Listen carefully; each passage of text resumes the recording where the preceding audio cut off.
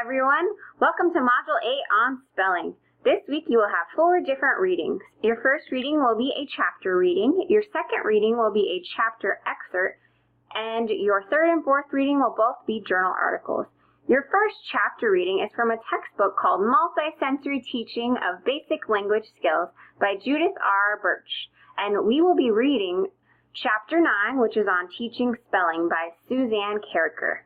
The second reading is a chapter excerpt from a chapter I wrote during my doctoral studies while I was at the University of Arizona. I have just provided a short portion of this chapter for you, and your questions for your reading focus this week will relate to this chapter excerpt. Your first journal article is by Dr. Moats and is on how spelling supports reading. Your final journal article will talk about Friday spelling tests and give an excellent alternative, which is a spelling rubric.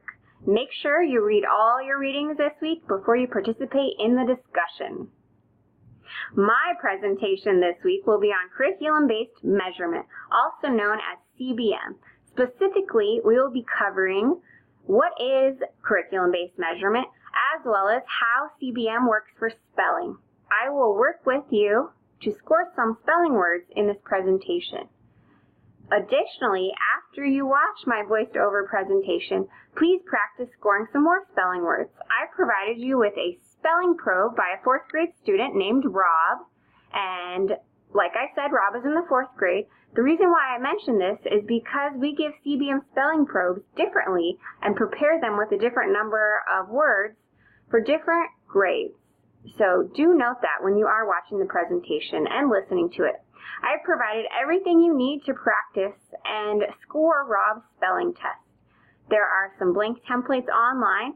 Additionally, I also give you a key. Now, make sure you're not cheating. Make sure you actually go and score Rob's spelling probe, and then go check and see how you did.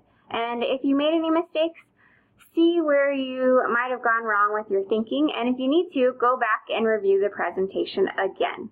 Additionally, you can also email me if you are unclear how a rule works for scoring with correct letter sequences in CBM spelling. The reason why I provide so much practice on scoring spelling words using CBM spelling is because on your quiz this week you will be required to do this. And so this is really good practice during my voice-over presentation as well as after the presentation. This week we have no publisher presentation as we are not using our textbook by Bursick and Damer 2015 this week.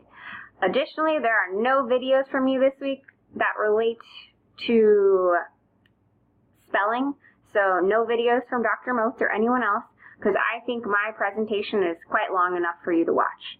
Finally, make sure you are working on your reading demonstration video. That is due this Sunday, October 9th, 2016 at 11:59 p.m. Please view the assignment in the assignment modules for expectations and the grading rubric on this.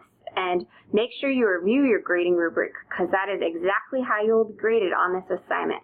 And this assignment is worth 32 points. You will have some written components to it, as well as the larger component, which is the video component. So make sure you all are following those guidelines.